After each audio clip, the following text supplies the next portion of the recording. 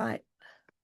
So we'll probably have some people signing on here after we get started, but we're gonna go ahead and get started because I want to make sure that we have plenty of time to cover everything that we're going to be talking about today, which is our continued conversation about conscious discipline.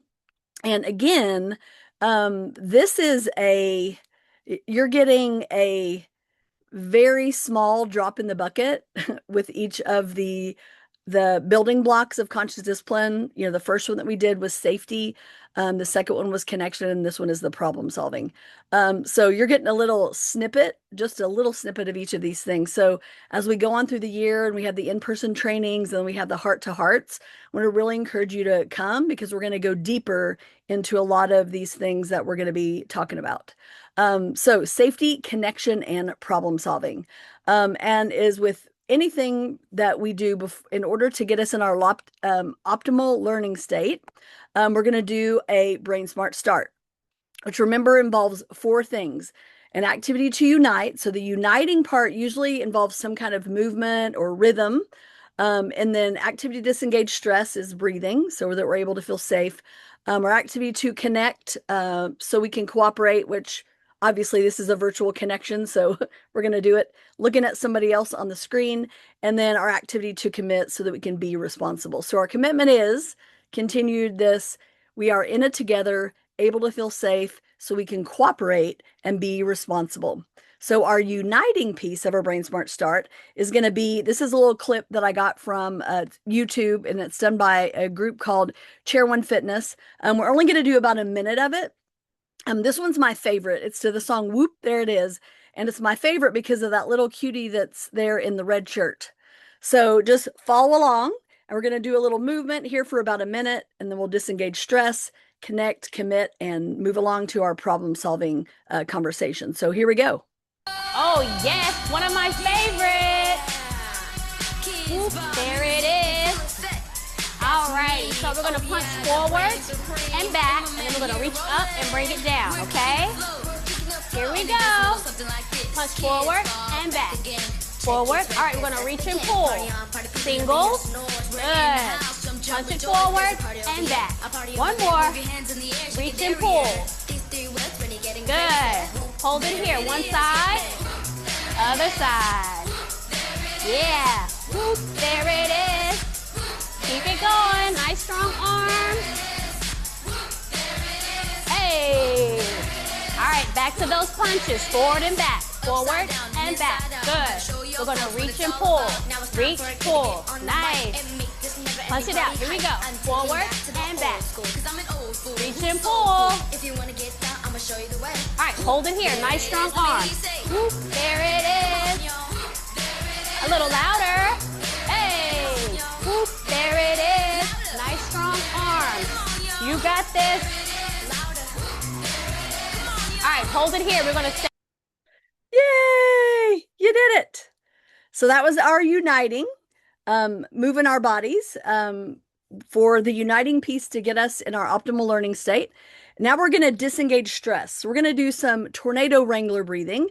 And I want to introduce to you my movie husband. There he is right there, which is Glenn Powell, who was in the Twisters movie. And again, I'm from Oklahoma. So in honor of where Twisters was actually filmed, we're going to do some tornado wrangler breathing. So it goes like this. You're going to breathe as you swirl in, or as you swirl up, not in. And then you're going to exhale the debris. So here we go. Deep breath in. Two more of those.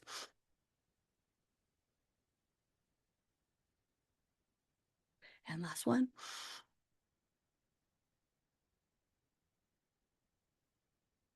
And then for our connection, we're going to do a Spider-Man greeting. Oh my goodness, I can't talk today. A Spider-Man greeting, not breathing. There is also a Spider-Man breathing where you exhale on the shooting your webs, but this is going to be a connection. So we're going to take a deep breath in our nose, and then you're going to look at somebody on the screen, look in their eyes, and do a little Spider-Man connection as you shoot your webs. So we're going to take a deep breath in, shoot your webs at somebody, just like that. There you go. So we just did our first three, we did our activity to unite because we're in it together, activity to disengage stress so that we're able to feel safe, our activity to connect so we can cooperate, our activity to commit so we can be responsible. So our commitment is let's read the words in blue together. We are in it together, able to feel safe so we can cooperate and be responsible. So, that being said, one of the things that we're working on doing is becoming brain smart. So, understanding how the brain learns, how the brain responds to stress. And so, the reason that you're so tired at the end of the day is because you literally do brain smart interactions all day long, right? Uniting, you're trying to develop joint attention with the child. When upset moments happen, we co-regulate and we regulate ourselves so that we can co-regulate with the child. In those moments that they are open to connection, we connect with them and create those attuned moments. And then one of the most important ones, I think, is our commitment to being present, meaning my mind is where my body is. Children know when our mind is somewhere else, and they typically have learned to do those things to bring us back. So we want to really focus on being present in the moment so that we can be the most helpful person in their space in that moment. So I mentioned this last time, just reviewing a little bit of the things that we've talked about. We are co-regulators, and honestly, this is your biggest job. I know we talk about um, when we're talking to introduce the breathing to disengage stress, we typically talk about that with the safety piece. But this co regulation thing is the biggest piece of it. If you don't regulate yourself and calm yourself, the words that come out of your mouth, your intention is not going to be helpful. So this is one of the biggest things that you're going to work on. And this is again one of the biggest things that every time we come back together in the heart to heart moments and the trainings that we're doing in person, I'm always going to talk about this because this is the key. Without this, nothing else is going to happen. So as we're learning to be co-regulators, it's helping us to create a mindset shift, meaning that I am learning to, in those moments of upset, both the moments of my upset and the moments of others' upset moments, I'm going to breathe. I'm going to wish well, which in kind of a just really simple way means that you're shifting from these negative thoughts in your head to really viewing the situation through your heart lens. And the energy off of your heart is 100 times that of the energy off of your mind. So it's very powerful. And they measure all of this with scientific instruments. And when we can breathe and wish well, and truly regulate our internal state, that's when we can change our perception because we can choose a new perception. We can choose a new way to see what's happening, and then we can focus on what we want. So when the last two sessions that we've had together, we focused on safety and connection. This time, we're going to focus our attention on problem solving. But again, we can't just jump to the problem solving. There has to be this regulation and the connection with them first before that they are open to a problem solving moment. So just kind of circling back to this science piece of wishing well that I just mentioned, the energy off of your heart can be measured 20 feet all the way around you. And 93% of your communication with others is energetic and nonverbal, which only leaves 7% for the words. So the bottom line is you are the thermostat. If you're dysregulated, if you're putting all this yucky energy out of there, they feel that and it affects their behavior. When you regulate yourself and you put that calming energy out there, that regulates them. So the bottom line is without any words, you can say to them, you're safe and you're going to get everything that you need from me.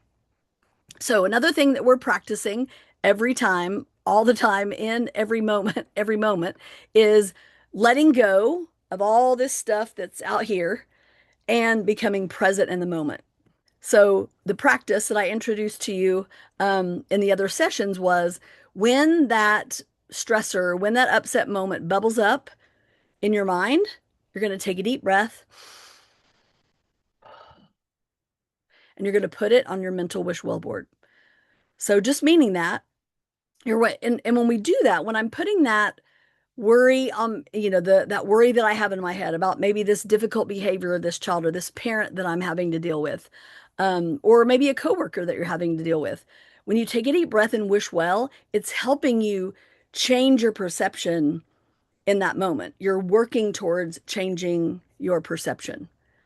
So, circling back to the brain, so our ultimate goal is to integrate the brain or wire the brain for personal responsibility. But that requires that we override our tendency in the survival state to have a physical reaction in those upset moments. It then also helps us override the emotional state, which is this is where we tend to have a verbal reaction. And then initially, when we access our executive state, we tend to complain. We're at first we're focusing on what we don't want, but we're in the space where we can actually choose a new perception in that moment.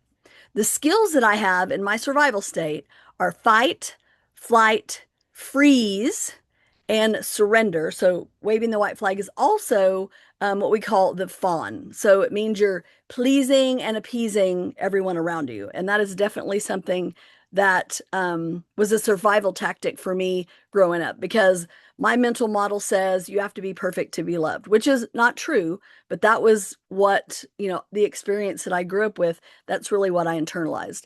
The skills that I have in my emotional state are all of the things that were said to me in my parents, grandma, grandpa, whoever, upset moments. And then that became stored onto, initially we used to call it our our CD-ROM. We're going to give it a little upgrade because nobody uses CD-ROMs anymore. And we're going to upgrade it to a playlist. So when the world isn't going your way, what tends to happen is you open up your mouth and out comes your mother or your father, right? And you're seeing it through what I like to call my poop glasses. Because when I'm in my emotional state, everything stinks. I don't like what anybody else says. I'm judgmental. I'm nasty, all those kinds of things.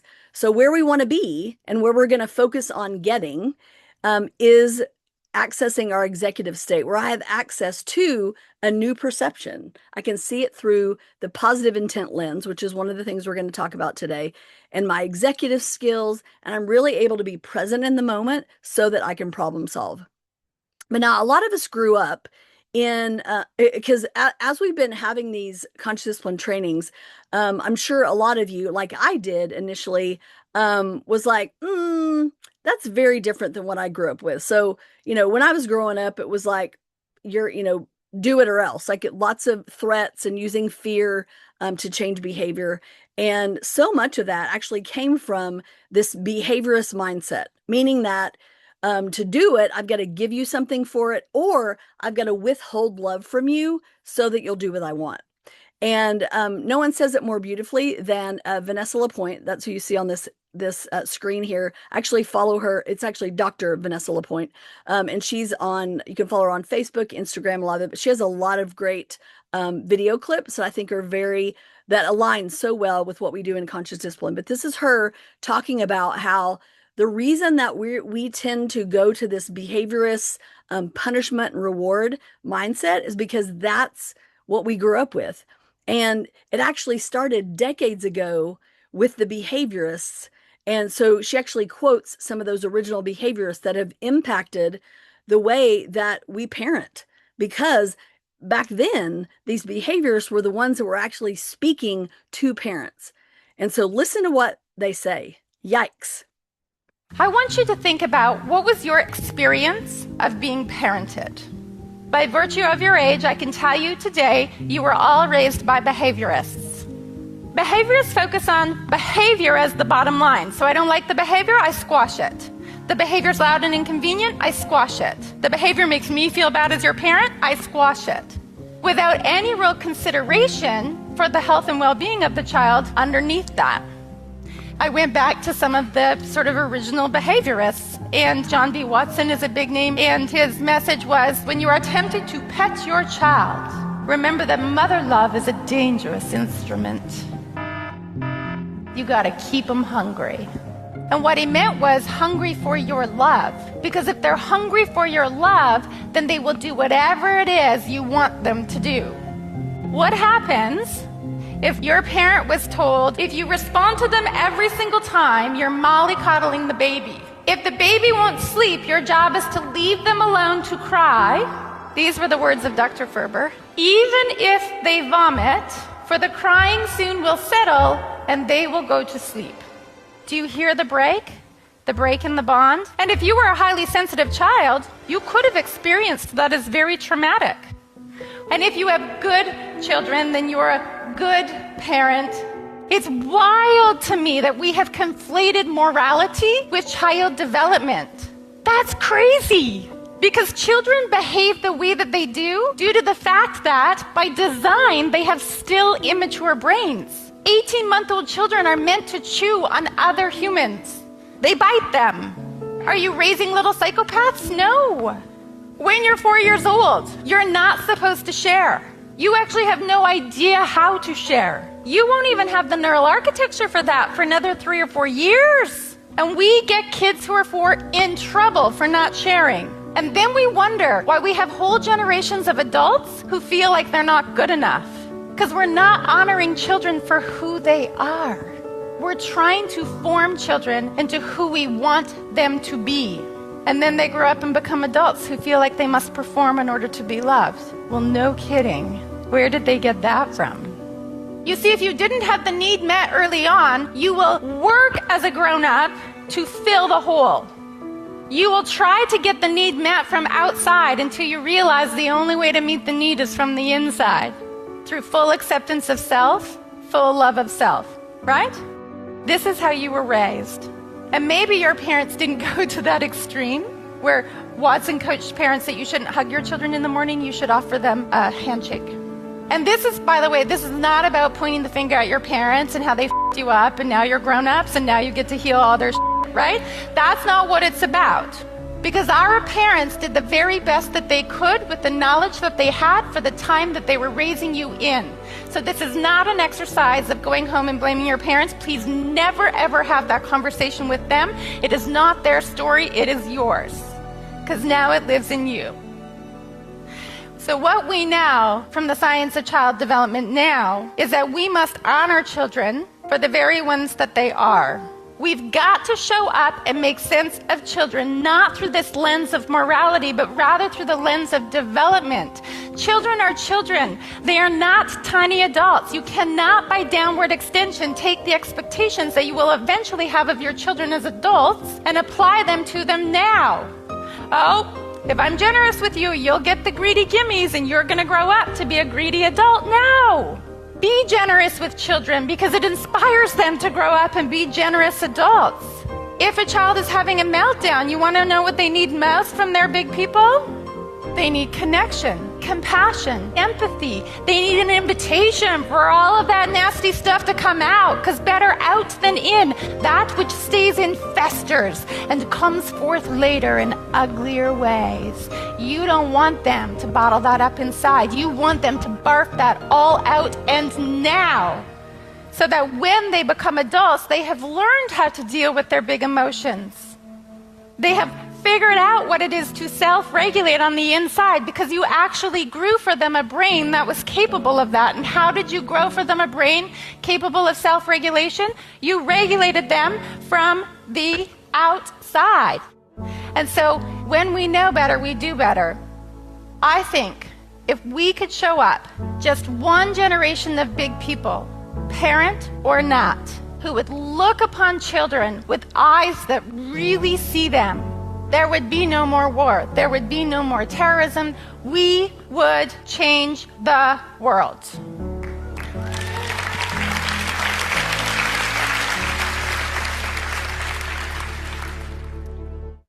Right? Oh my gosh, how powerful is that? So Kirsten just asked, I just saw in the chat, ask if I could share the link to this video. Absolutely. I can send that to Paige and she can send that out to everyone if that's something you would like to share. Because it makes so much sense, doesn't it? Like I've wondered for so long, like why is it that our society, it's like so internalized that somebody's got to go down for this, like that we've got to go straight to the punishment.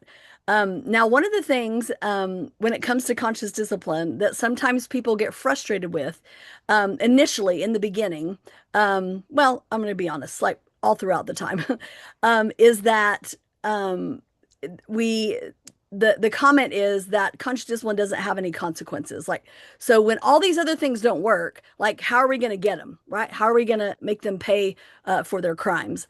But the bottom line is that we do have consequences as one of the skills in conscious discipline.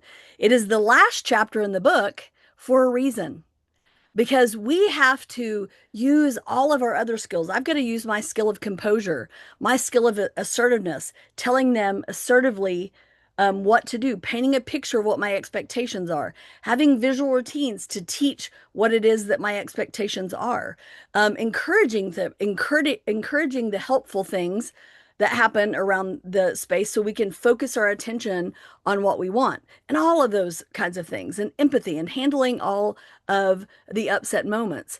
So consequences is used once we have, we've taught regulation, we've co-regulated with them, we've used our assertive voice, we've created a visual to show what the expectations are, say in the block area. So in the block area, it's not safe to throw the blocks. You can stack the blocks, you can build the blocks, put the blocks back on the shelf, but you may not throw the blocks. Okay. So you set that expectation of what safety is. Consequences is, this child knows the expectation.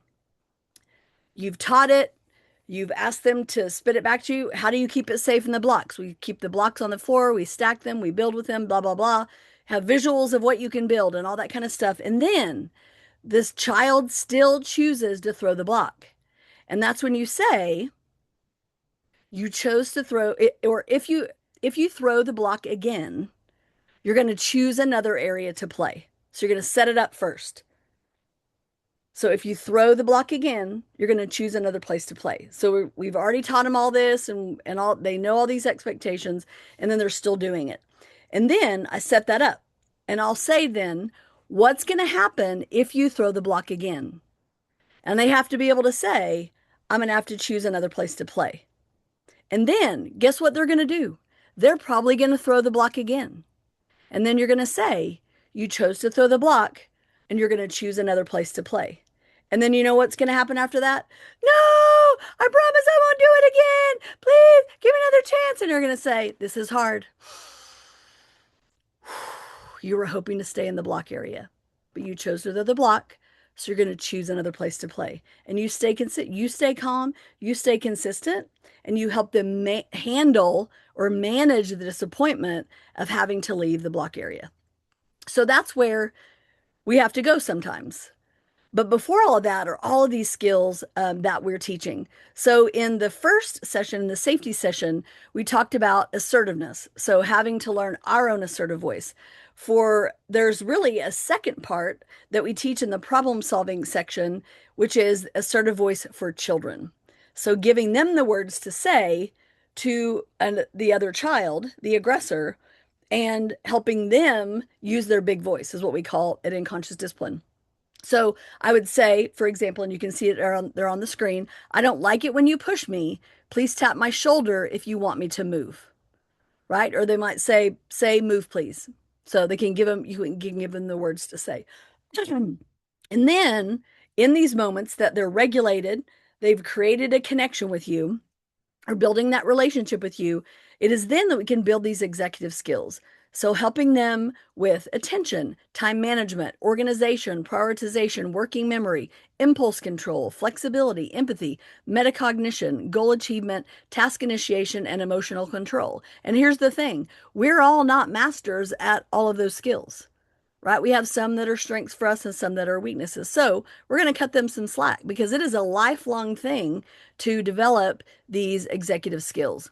So one of the things that we do maybe differently than a lot of other social emotional curriculums out there. We're not a curriculum. We are a self-regulation practice. So we do all this through play. It's not us just reading a script or reading a story or using puppets. This is real life stuff. So we use these moments of conflict as teachable moments.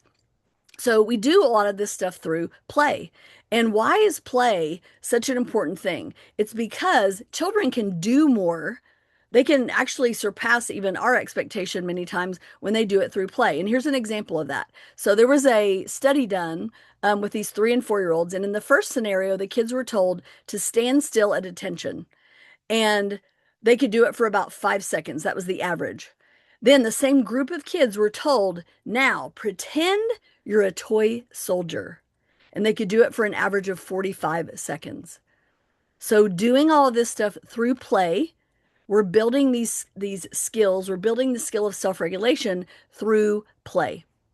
So the 7 powers and the 7 skills that we've covered so far, we covered the in the safety section, composure and assertiveness. In the connection part, we covered encouragement, choices, and empathy. And then now this one, we're going to cover positive intent and consequences. And like I mentioned last time, there is a Sophie book that goes with each of the powers and skills. So you'll get to hear the Sophie stories just like you did in the last session. And you also have the PDF of the slides was included as in an attachment on the calendar invite. So if you didn't get to download that, that's there. So we're going to talk about the problem solving piece this time, which is the skill of positive intent. And the book that goes with that is Sophie Wants a Turn. And then for consequences, it is Sophie Rants and Raves. So the first one that we're going to do today is positive intent.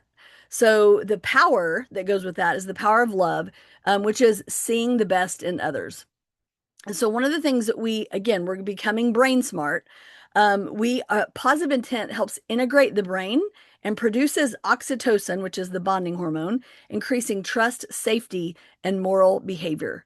So one of the things that we're going to talk about today is the language of positive intent, which is the language you wanted. So when we talked about the DNA language, the acknowledge is you wanted. So you wanted was probably the most life-changing language for me. When I was in the classroom, I had you wanted up on the walls because I wanted to be able to remember that language so I could truly acknowledge what it is that that child wanted to do. So, and here's what I mean by that. A child hits another child when they're told, no, I'm still playing with the blue truck. So you wanted says you wanted him to know how angry you felt that you wanted to play with the blue truck. And so one of the things that we're going to do today with another piece of the language is we're going to use ACT, which is you're going to acknowledge what they want. We're going to calm by breathing, and then we're going to target 2 choices. So we're going to give them a couple of options of the way that they can do it differently. Or we can just tell them what to do. So we're going to use that language to help create a problem-solving moment. So, like I mentioned, with positive intent, this is about seeing the best. It's about and reframing what we're seeing. It's giving us information so that we can focus from what we don't want to what we do want. So, for example, some reflections might sound like this. You wanted my attention, so you whacked me on the arm, right? You were hoping to play longer, so you screamed. You wanted him to move, so you pushed him. You wanted her to know how angry you felt, so you called her a stupid, poopy butthead, right? So we're acknowledging what it is that they want. Now, we're not going to leave it there. We're going to then tell them what they're going to do instead. So as you can see down there in the lower right-hand corner, you wanted him to move, so you pushed him. You may not push. Pushing hurts. Instead, you're going to say, move, please. I need more space. And we're going to give them the words today to solve it. So seeing the best in others activates your wise advocate, as we call it. So you're the green, right? The cortex of the brain, the prefrontal lobes.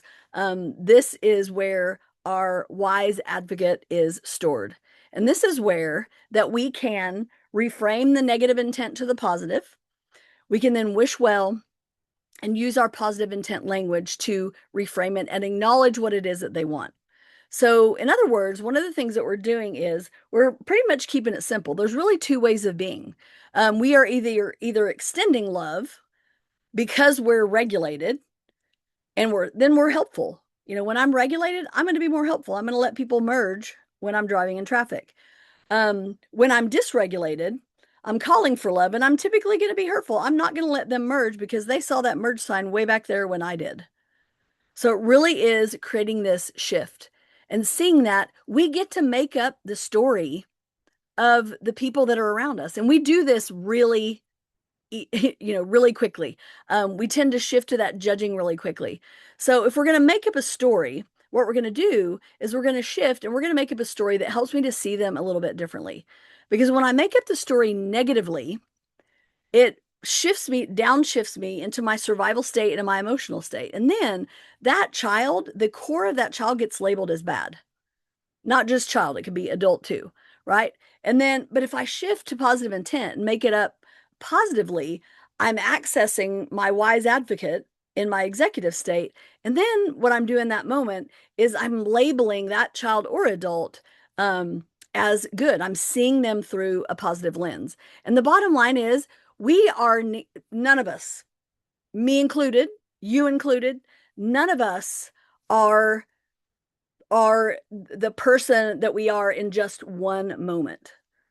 So we all have moments that we might be labeled as, oh, that was kind of a nasty way of doing that. And then we have moments that we're like, well, look at me, I'm being all helpful.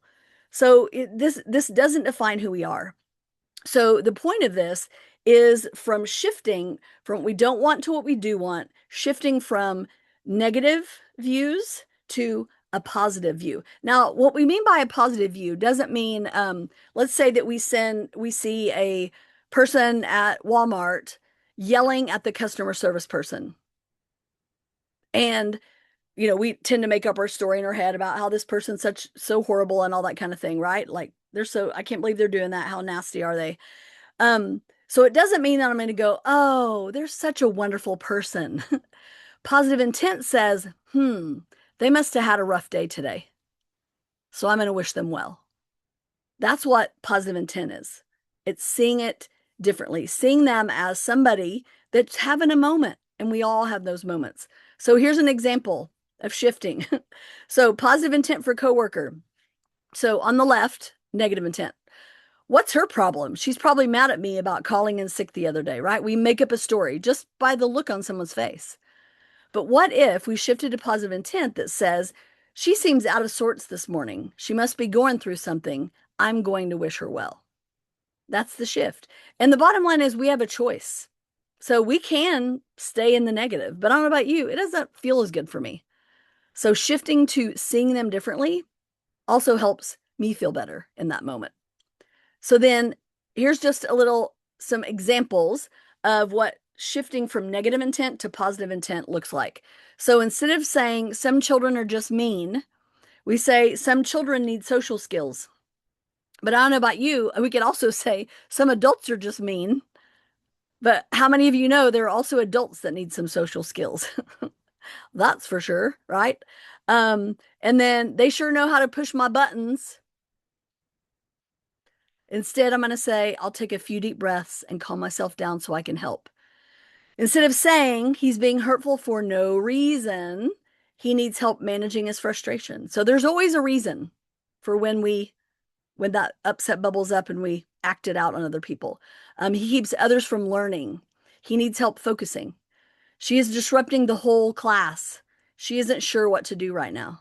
Instead of she is just plain old lazy, she doesn't know how to get started. Or she is lacking task initiation, which is one of the executive skills, which is one that is a challenge for me. Anybody, any of you, raise your hand if you are a good procrastinator. You put things off. I'm a pro at that. So there you go. I'm going to look at let's see. There was a question that said, I like how one says, this is hard. Yes, this is hard. That's one of my favorite phrases to say. This is hard. This is hard for you. In fact, even this morning, Carrie Alford at ECDC was at ECDC Notre Dame, and a little guy came in and he thought it was a stay home day, but it was a come to school day. So he was not happy about it. And he said, so at first he was kind of hitting her, and so she's breathing and everything. And he then started calling her names, saying, you're an a-hole and the school's an a-hole and all that kind of stuff. And she just kept breathing. I know this is hard. She said, this is hard. You thought it was a stay home day, but it was a go to school day, and that's hard for you. So acknowledging that is and then she saw him start to relax into become regulated not because she escalated, but because she remained calm. She regulated herself so that she could bring water to his fire instead of gas. And then here's some other examples of shifting from that negative intent to positive intent. So a child pushes another child. So a lot of times what happens there is we're like, they're mean, they're aggressive, they need to be kicked out, whatever, to you wanted more room. Or it might be you wanted him to move, or you wanted to say hi. Sometimes kids are really rough and tumble play. Child ignores your direction to shut down the computer. You are hoping to have more computer time. Now, when we say this, what I want you to hear is it doesn't mean they're going to get it. You're just acknowledging what they want. Like I could say to you, you are really hoping for $1 million salary.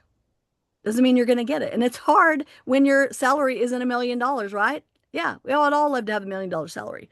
So we're just acknowledging what they want because that's part of offering understanding to them in this dysregulated moment. Emma takes some of Elton's popcorn when he's not looking. You wanted to have some more popcorn. Next time, say, Elton, can I have some of your popcorn? And we just give them the words to say. So we don't lecture them for 30 minutes about how it's not nice to take other people's stuff. We simply tell them what to do instead.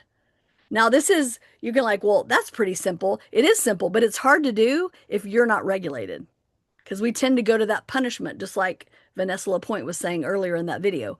A child grabs a pencil from another. You wanted a pencil, so you grabbed it. Next time, tap your friend on the shoulder and say, can I borrow your pencil? Or find another pencil, right? We teach them how to solve the problem. A child says, move it, stupid. And we say, you wanted her to move. You wanted her to move. So we're shifting from negative intent to positive intent. So what's happening here is we're seeing the call for help and we're offering positive intent because they need to feel understood. So that acknowledgement of what they want is helping them to feel understood. So in any kind of moment like this, the first thing we're always going to do is breathe and wish well. Breathe and wish well a lot. So you're not going to go, well, I took a deep breath and I wished well and I offered them, I said you wanted this and it didn't work. It's not as check off the boxes as that. It's I truly have to breathe and wish well and regulate myself so that my intent changes. Because I could say, you wanted him to move. You didn't know what else to do. But I say it aggressively. My intent is very different there. So it's not just about the words that we say. It's my intent behind it. Is my intent to punish them? Is my intent to stop what they're doing? Or is my intent to teach them what to do? We're shifting to we want to teach them what to do differently. So like I said, we're shifting from what we don't want to what we do want. We're wishing well, we're using that you wanted language. But now what we do a lot of the times when kids have done something that they're not supposed to do, we often try to get them to admit what they did. And here's a perfect example of this. This is one of those videos that went viral. And so his name's John. John has gotten into the sprinkles in the kitchen. They're on his face, they're in his nose, they're in his teeth. And his mom spends all this time saying, John, did you eat the sprinkles? Nope, I did not. You have them on your face. No, I don't. No, I don't. So she goes into the kitchen and to show him the evidence and says, John, can you explain to me why the sprinkles are empty? And he says, well, they're not empty, which is true because there are a bunch gone, but it's not empty. There's still some left. And then she continues to say, John, tell me the truth. You're not supposed to lie, blah, blah, blah, blah. Never admits to doing it. So I'm going to show you how much time you're going to save when you shift to breathing and wishing well and acknowledging what they want and then teaching them what to do differently. So here he is eating the sprinkles. John, what are you eating? Okay. You didn't eat anything. Yeah. Okay. John, look at mommy. Anything. Are you telling me the truth? Yeah. You didn't have any snacks? Nope. Let me see. You didn't have any snacks. Open wide, let me see. Really? You didn't have any snacks?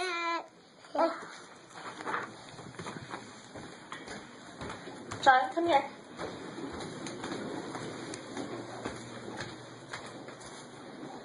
John, can you explain to me why the sprinkles are empty?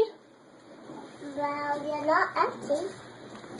John, look at me. You're not empty. Did you eat those sprinkles? No, I did not. You know it's not nice to tell stories and to lie, right? Look at Mommy. You're not supposed to lie. Tell me now, did you eat those sprinkles? No, I did not. Your sprinkles. So the bottom line is he does not ever admit that he ate the sprinkles, even though there is evidence on his face and in his mouth and all that, right? So all that time, I don't know how long that video was, but that wasn't even the end of it. Like she kept going for a long time. So do you see how much time was wasted there? So here's what we're going to do instead. So everybody take a deep breath. Wish well out of your heart. And you say, you wanted sprinkles. Say, I'm hungry. Snack, please. That's all you do. You acknowledge what he wanted, and you're going to tell him what to do differently. Now, the kind of a longer version, if you will, of the positive intent language sounds like this. So this is kind of the extended version.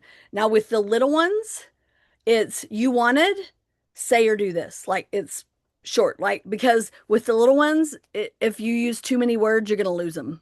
So this is the conscious discipline positive intent language, the long version, but just like you saw on this one, like this is you wanted, and then we tell them what to say or do. Okay, so here you go. You wanted sprinkles, so you got them for yourself. You didn't know what else to do.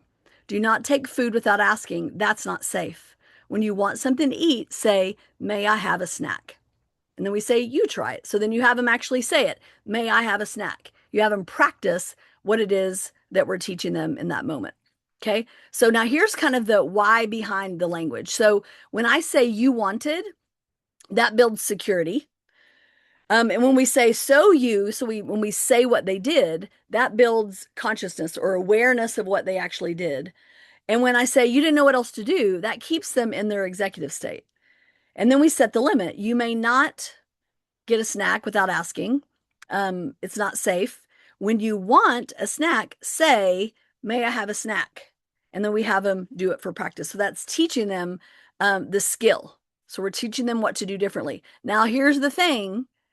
Are they going to internalize it and never do it again once you've said this once to them? No, this takes repetition, just like it takes a while for kids to recognize the letters and recognize the sounds and recognize their name and write the letters in the right direction. It takes work doing that. So the same thing applies to this social, emotional, this self-regulation practice. So here's just some more examples of that. Not necessarily that this is more like for the older kids. We'd use a little bit more language with the older kids. You wanted Carl to move, so you pushed him. You didn't know what else to do. You may not push your friends. Pushing hurts. When you want someone to move, say, move, please. And then we have them actually practice it. Say, move, please. So we don't just tell them what to do. We have them practice what it is that we're wanting them to do. Here's another example of calling names. A child calls Andrea a hurtful name. You wanted to let Andrea know how you were feeling, that you were feeling angry. So you called her a name. You didn't know what else to do. You may not call names. Name calling hurts. When you want to let her know how you feel, say, I feel angry. I don't like it when you take my toy. Next time, please ask for a turn. And then you have them try it. Say, may I have it? I don't like it when you take my toy. Please ask for a turn. Okay, so that's another example of the longer language. But with this age group that we're talking about, we're going to focus on less words. So you wanted, next time, say or do what it is that we're wanting them to do. Okay, so here's an example of using this you wanted language. So the teacher is giving the little girl a 2-minute warning. She's got a little sign that says 2 more minutes and it's time to clean up. And the little girl takes it out of her hand. And so instead of Mindy starting the lecture of it's not nice to grab things out of people's hands or grabbing it back, she said, you wanted to hold it. And then immediately she teaches her how to tap her on the shoulder and say, Mindy, can I hold it? So this is what teaching a skill looks like. Ellie, in 2 minutes, we're going to clean up. You looked right at the picture. Yeah, you wanted to hold it. You can say, "Hi, Mindy. Can I hold it?" Thank you. You gave it to me to hold the sign and show your friends, and you gave it back to me. Way to go. I'm going to greet you. So there you go. You wanted to hold it. So say, Mindy, can I hold it? Takes way less time than the big long lecture that a lot of us experienced growing up. So the acronym that I mentioned earlier is this. So now this we tweak the ACT language a little bit with the younger kids. So the older kids, the A is acknowledge what they want. So you wanted C is communicate the limit. So you may not da da da. And then T is target the acceptable behavior. So we're going to do a little bit differently with the little ones. And so we're going to acknowledge what they want. So you wanted, and then the C stands for calm by breathing. So then you're going to take a breath or more breaths if needed. And then you're going to target two positive choices. But another thing that I typically say with the T could also be tell them what to do. So that's another option because there may not be two options for them to do instead. So for example, you may not have more than one thing in your classroom that is safe for a toddler to climb on. So it might be just climb on the climber if there's not two different things for them to climb on. So you want to climb. And then we take a breath. You may climb on the climber or the riser. But again, if there's not, let's say that there's not more than one thing to actually, if there's not two choices for them to climb on, you could then just tell them to climb on the climber, redirect them to what to do. Because a lot of times you have toddlers will climb on shelves and all of the things that aren't safe. So we're going to redirect them to where they can climb, but to keep it safe. So here's another one. Toddlers throwing toys. So you wanted to throw. You may throw the ball into the basket, or you can throw the bean bag into the basket. So in other words, when toddlers throw things, and they do, this is a developmental thing that they do, a skill that they practice, you're going to give them something safe to throw, and you're going to give them a target to put it in. So a basket or some kind of container where they can throw it safely and not at someone. Because sometimes they might actually, hit someone when they throw it, and their intent, they weren't throwing it at that person. The other person was just in the wrong place at the wrong time. So we're going to redirect it to where they can actually do that and keep it safe. And then here's another example. Toddlers throwing sand. So you want to throw sand. And then we tell them two choices that they can do. You may scoop the sand or pour the sand. So you give them a couple of options in that moment. All right, so I got some questions I'm going to look at. What approximate age group do you use the more detailed positive intent dialogue? I would say that's more going to be like kindergarten and up. Is kind of what I would say. Maybe a little bit in the fours after you've done it for a while. So I'd say obviously be later in the year. And then a person asks, does at any point does the child that pushed, name called, or took an object apologize to the other child? So great question, and that's a question that I always get. And for some reason, we think that problem solving is about saying sorry to the other person. That kind of fixes it. So say sorry. And here's the thing. They can say sorry but not mean it. And really the ultimate goal is to teach them a different way to do that. So now part of this conflict stuff is also too, which we're going to get to with teaching assertiveness to children, is I'm going to have the other child say, I don't like it when you push me. Next time, ask me to move. So we're going to give that child the words to say. So we're teaching the assertive voice to that child. And so the other child is going to hear like, oh, they don't like it when I push them. They want me to ask them to move. And so the whole point of this is for them to learn what to do differently. Sorry doesn't fix it. Sorry doesn't teach the skill. So the big focus here is not the sorry, because again, a lot of times we think, oh, that solves the problem. It doesn't. So now we can have them check on them and say, so check on them and see, are you okay? So if that child got hurt, that kind of thing. But that whole apology thing is the true changing in behavior is not about sorry. It's about teaching them a new skill. Does a then here's another question. Does a teacher address cursing at teachers or others when the child is calm? Another great question. So, just like this morning, I mentioned, Carrie said that that little guy was cussing at her. And so later, I said, one of the things that you could do, kind of go circle back with him is you could say, so today, when you felt angry, you called me names and I didn't like it. So next time you can say, I'm really mad at you, or I don't like it when you took me from my mom and took me down to the classroom because I wanted to go home with my mom. So yes, you can address it later, not in the moment. That's when a lot of times we try to do it in the moment. You're going to do it later. So you're going to circle back to it when they're calm. And then you're going to say, this is what happened. And this is what you can do next time. And then you have them practice. So great question. What is the dialogue for the child who was the recipient of the behavior? They are also unregulated. We're going to get there. We're going to get there in just a minute. So point of that is we're going to co-regulate in the moment with them. And then we're going to give them the words to say to the aggressor. So we're always going to go to that victim first, and we're going to get there. So you're welcome. So hopefully the whole thing about what I said about sorry makes sense. Because sometimes I think the reason that it's like that is not a goal for me for the other child to actually say sorry, because number one, they have to mean it. And oftentimes in that moment, they're still upset. So when they say it, they don't mean it. And then we think that that's the end of it. But it's going to keep happening over and over again if we just focus on saying sorry and we don't teach the child what to do differently.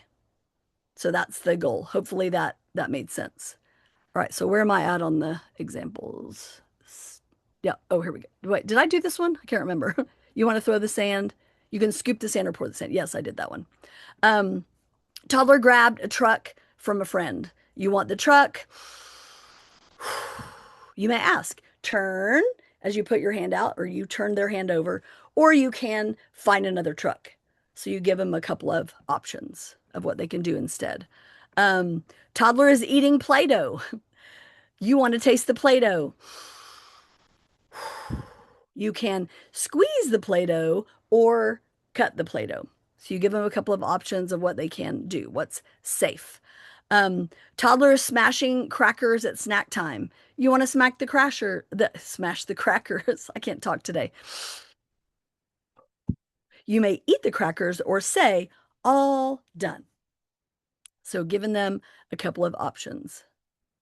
Oh, yay. Leslie says, I had a hard time getting in, but I'm here. Yay, we're glad you're here. And the good thing is it's being recorded, so you can circle back to the first part that you missed. So yay, it's a great thing about recording it. All right, and then just kind of a little bit of practice that we're going to do here. I'm going to kind of walk through it and give some examples. So, but as I do it, I'm going to pause after I say the you wanted part. And then you can either think it or say it out loud, what you might tell the child to do instead. Okay. So, and then I'll give an example, but I'm going to pause a little bit just to give you a minute to do it. So the child's getting ready to grab a marker. So we're going to say, you wanted the marker. And then we're going to say, can I use the marker? So we're going to tell them what to do. Child is getting ready to push a friend. Now, this one right here, obviously, we don't really know. There's more, we're kind of missing out on the context of the story. So you're going to kind of make this one up. Are they pushing them because they were mad? Are they pushing them because they wanted them to move? Are they pushing them because that was the way that they greet everybody? Right? That's their dad walks in and goes, buddy, and pushes them, kind of that rough and tumble play. So you kind of make it up, right? We're just doing a little bit of practice here. So when a child is getting ready to push a friend, you're going to say, you wanted to push. Like we're going to acknowledge what we're saying. You wanted to push. Next time, say, move, please. So we're going to focus on what we want them to do or say instead. Child is getting ready to take the paintbrush. You wanted the paintbrush. say, may I have the paintbrush? Or can I have the paintbrush when you're done? So when you're finished. So all of this is navigating all the things that happen no matter what classroom you're in, what state you're in, what country you're in. So when they see something they want, they're going to grab it. They are. This is they're just starting their journey of learning impulse control. So we acknowledge what they want and then we teach them how to get it. Child's getting ready to take food from another child's plate. So then we say, you wanted more food. Next time, say, can I have more food? Or say, can I have more food? Or say, can I have more green beans? Or say, can I have more chicken? So we give them the words to say, we give them the what they can say or do to get that need met, what it is that they're wanting. And then child is getting ready to cut in front of another child in the lunch line. You wanted to stand in front of him. Next time, say, can I stand in front of you? And that other child might say, no. So you're going to choose another place to stand. So we're going to teach in those. So all of this takes practice. Takes practice. And so here's the thing about this. Children who have experienced a lot of trauma, these hurting children, these disconnected children it takes a while for their willingness to come online. So what I want you to hear with this is that sometimes you have these children initially that are not going to be willing to practice how to do it differently at first. So you're going to keep trying and you're going to build that relationship because the more connected you are to someone, the more willing you are to do what the other person asks you to do. So we're building that trust so that we can then be able to teach them in that moment. So this next piece, I'm going to read this is the Sophie Wants a Turn for the positive intent piece. And then you have this all you have all the slides in the PDF that's attached to the calendar invite. Oh, I think I have a question. Oh, so Buffy said, love all the examples, definitely posting sentence starters for adults in the room. So yeah, there you go. So, because it's hard to remember, because we're making this shift, and I mean, I remember when I first started implementing this, I was kind of like, okay, I remember what not to say, but I can't remember what to say, which is why I had the words up there for me. So Sophie wants a turn. Schubert is building a tunnel with his blocks. Sophie grabs a block. Schubert yells, no, and Mom comes to help. Schubert, Sophie wanted to turn with the block. Will you teach her like I taught you? And Schubert nods, yes.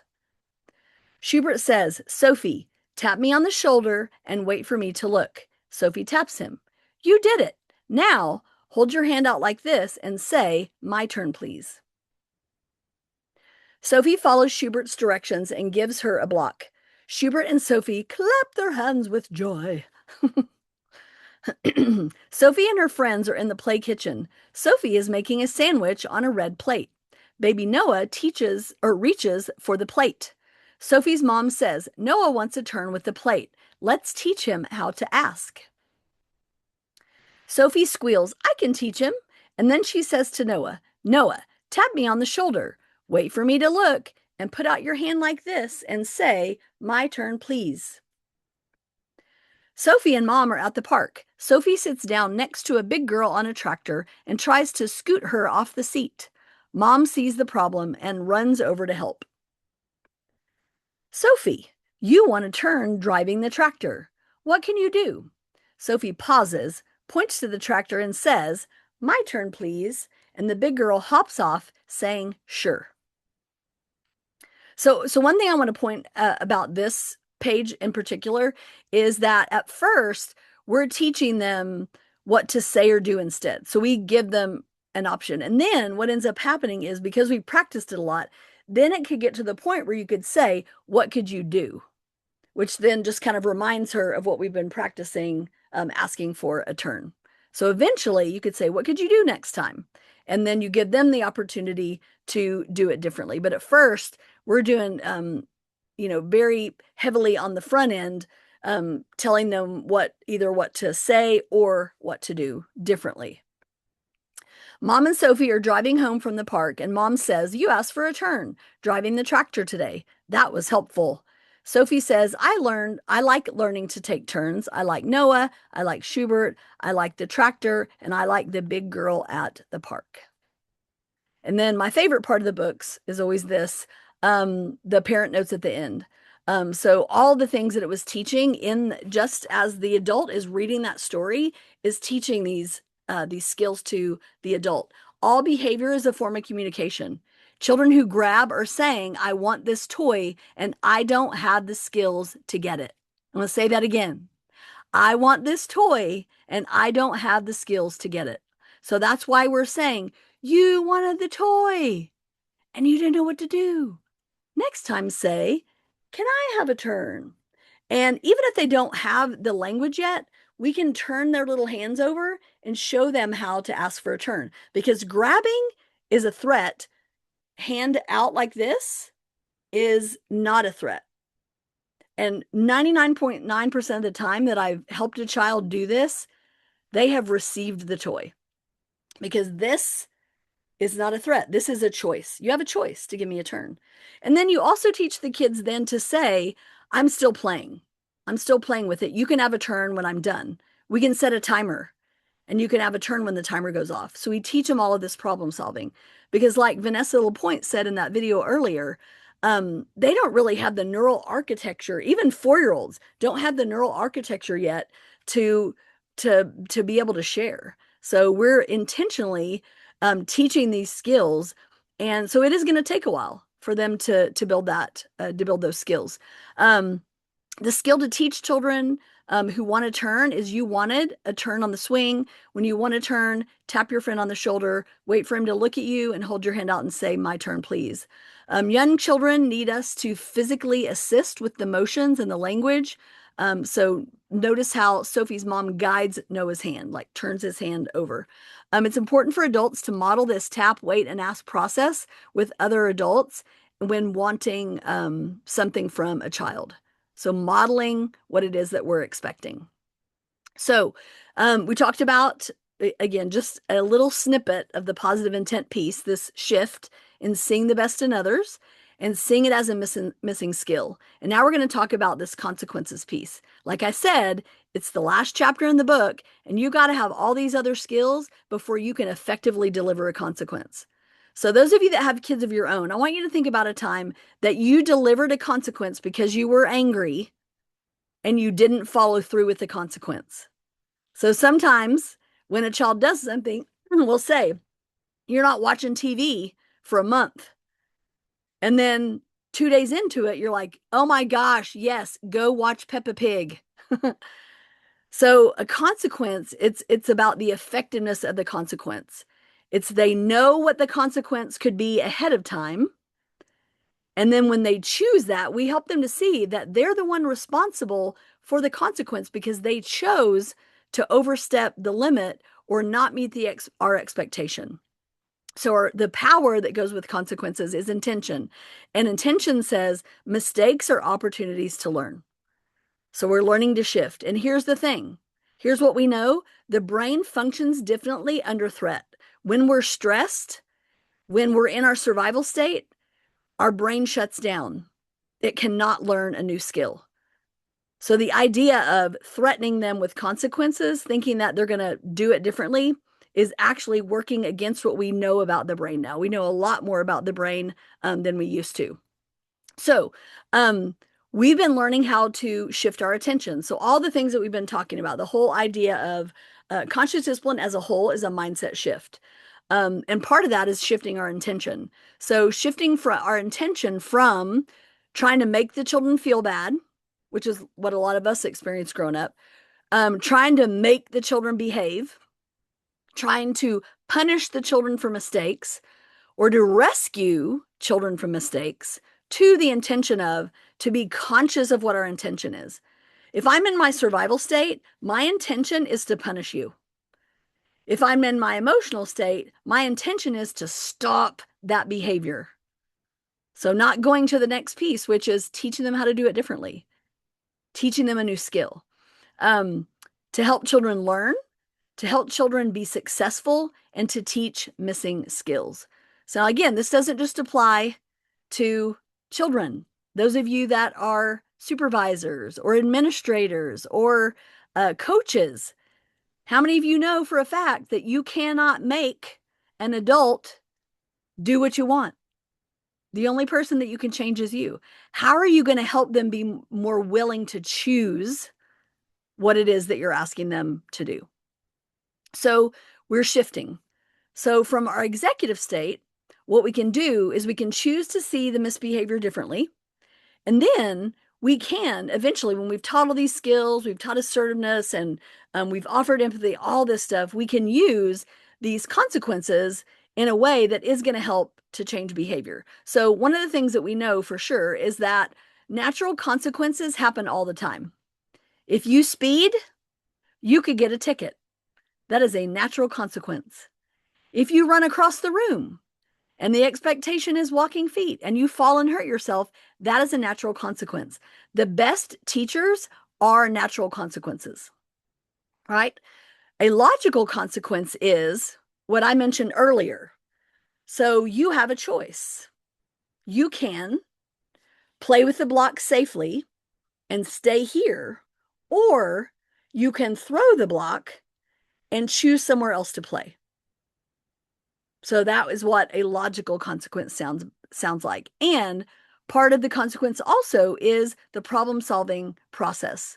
So one of our problem solving processes, and this is really going to be more for elementary age kids, but you could also use this with the adults for those of you that are administrators. So it's the acronym PEACE. So P stands for there's a problem and the impact are stated. So I've noticed that in the teacher workroom, after we've used the die cut machine or whatever, and it's kind of left a mess.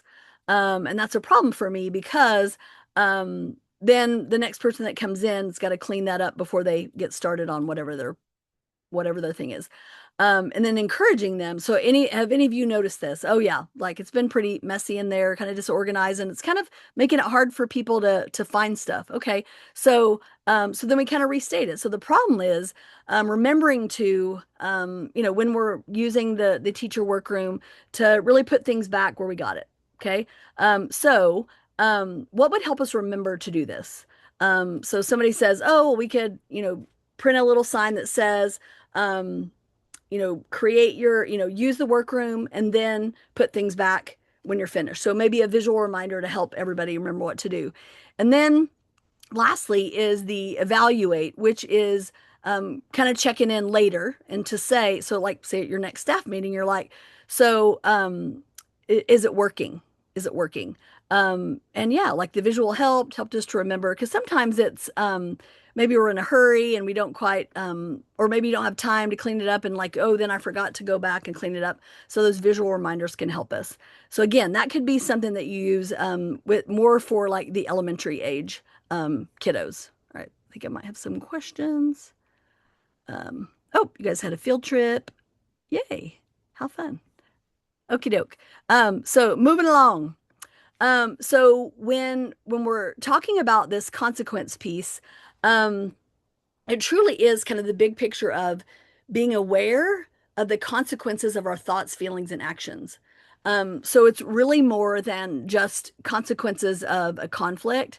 When I know one of the things that I'm really focusing on right now for myself is when negative thoughts start about myself. I mean, I'm more hurtful to myself than I am anyone else in the world, and very negative thoughts and everything in my head.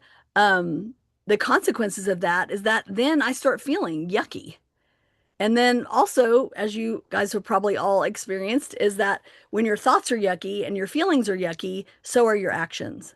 So it truly is being aware of what it is that we're bringing into every moment. Because when it comes to self-regulation, the skill of self-regulation, it is a moment-to-moment practice. So this isn't something that we only do when we're at work. I mean, this is something that is a constant thing that we're working on. And so when we're conscious of our thoughts, feelings, and our actions, it really puts these natural consequences, which are the best teachers when it comes to the things that we do and say and think. And it really is about being conscious of it. Hence the name conscious discipline, awareness of what it is that we're doing and teaching and modeling. So without consequences, there's no consciousness. There are consequences. There's a consequences to everything. Um, there can be positive consequences that happen. There's a consequence that happens to everything that we do.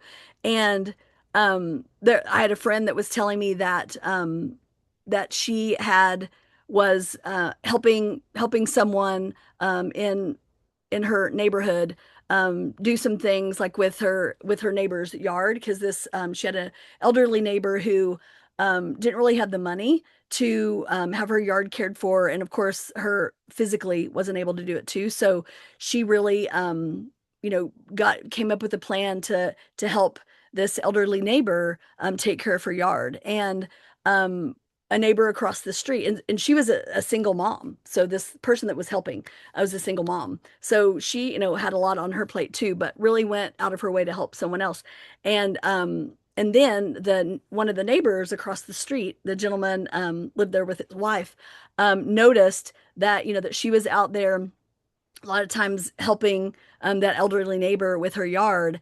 And he ended up seeing that and saying, you know what? I'm going to help both of you out. So he started helping both of them with their yard. So the consequences of her being helpful to someone else was she then received that in return. And now that wasn't her intention, but it's actually what happened. We have consequences to everything that we do. So the difference between punishments and consequences, because oftentimes people confuse the two. And really, honestly, in our society, people confuse the word discipline with punishment. Discipline actually means to teach, which is one of the things that I mentioned in the very first in the safety training that we did. So this is kind of the contrast for you to help you understand the difference between a punishment and a consequence. So a punishment makes the children suffer for having a problem or missing a skill. A consequence teaches children how to solve the problem. So it kind of goes back to that question about being sorry. I think really that the sorry a lot of times is attributed to their punishment for what they did. We're shifting our focus on how to do it differently to solve the problem. Um, then another one, causing children to fear making mistakes, right? Which then causes them to operate more from their survival state or emotional state. And then the flip side of that with consequences is that we show children that mistakes are opportunities to learn. So, oops moments are not a bad thing. We just make a plan for how we're going to do it differently the next time. The punishments rely on judgment. Consequences rely on reflection and personal responsibility. And really, ultimately, isn't that our goal with all of this? Is that children notice and regulate their thoughts, feelings, and actions and take responsibility for the moments that they blow it. And not just children, too, adults as well, right? Taking personal responsibility for the things that we do and say. Punishments provide extrinsic motivation to please others or to avoid physical, emotional pain. Consequences are about providing intrinsic motivation to use or learn new skills. And then punishments are focusing on what not to do. And like we've said from day one, conscious discipline is about shifting from what we don't want to what we do want. And consequences focus on what we do want. So this is how consequences partially fit into this self-regulation. So when I'm practicing breathing and regulating myself, it helps me override that impulse to grab the toy out of someone else's hand and learn a new skill. Can I have a turn? So it also, when we're thinking about these, so when you look at the impulse piece, right, which is what, we all have these impulsive, this impulse control is a skill that we're even building as an adult, right? And these rewards even are instant gratification. And we have a very high instant gratification society, right? I want it now. So rather than saving up the money for it, I'm going to pay $50 a month for 85 years. And so when we're learning the pause, we're also learning delayed gratification. So part of, when we're thinking about social skills for kids, is that part of it is learning to wait. Like, I'm waiting. So everybody go like this. So this is the sign for wait. Wait. So we're teaching them how to wait. So we're saying to them, waiting is hard. It's hard to wait. You can do it. You're waiting for your turn right now. It's hard to wait. So do you see how then our intention shifts when I say you're waiting instead of saying you have to wait? You have to wait. I mean, when I say that out of my mouth, like I can feel the frustration in my chest. But when I shift to say, I'm waiting or you're waiting, it feels different. That's because my intention is different here. So we're teaching them what we want them to do, shifting our intention from what we don't want to what we do want, shifting it from punishment to learning something new, doing that through all of the skills that we're talking about in conscious discipline, including the skill of consequences. So with the power of intention, we're seeing that mistakes are opportunities to learn. And without being able to see that mistakes are opportunities to learn, what happens is we, as adults, we beat ourselves up for our mistakes and we get all in our head and all of that. And so kind of one of those examples for me was I was one of the biggest gifts for me from conscious discipline was the oops moment because I am a recovering perfectionist. I don't like to make mistakes because mistakes make me bad. I'm not good enough kind of thing. And so one of the times that I realized the importance of the shift in the oops and shifting to what I'm going to do differently next time gets me out of my poop loop, beating myself up. So I was doing a training in Gainesville, Florida several years ago. This was early in my conscious discipline journey for 400 early childhood educators. And at the first break at 10 a.m., this lady comes up to me and says, honey, I am loving your training, but your shirt is on wrong side out.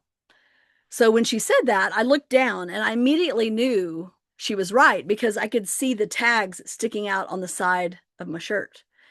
And so now the old me would have been, oh my gosh, they're going to think you're an idiot, Angela. They're going to be like, she can't even dress herself and she's up here trying to teach us something.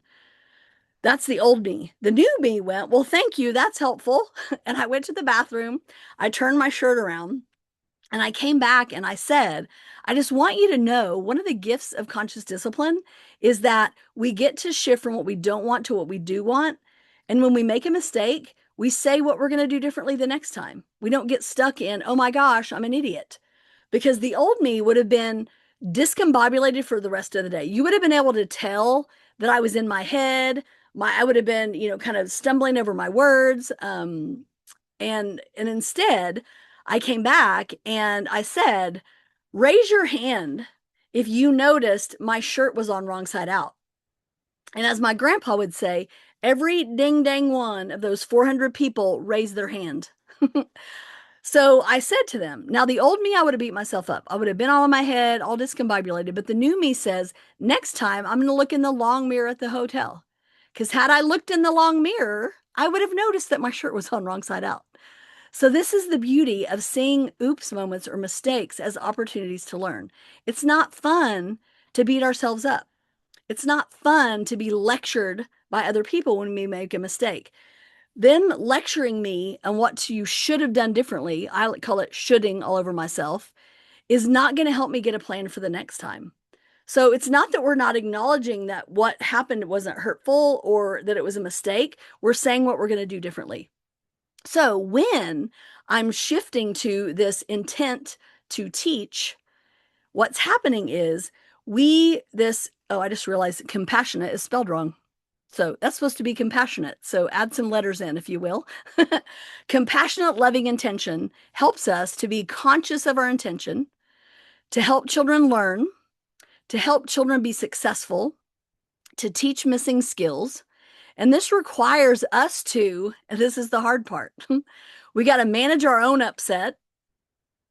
in the oops moment of the other person, focus on what we want, and create or set our implementation plan.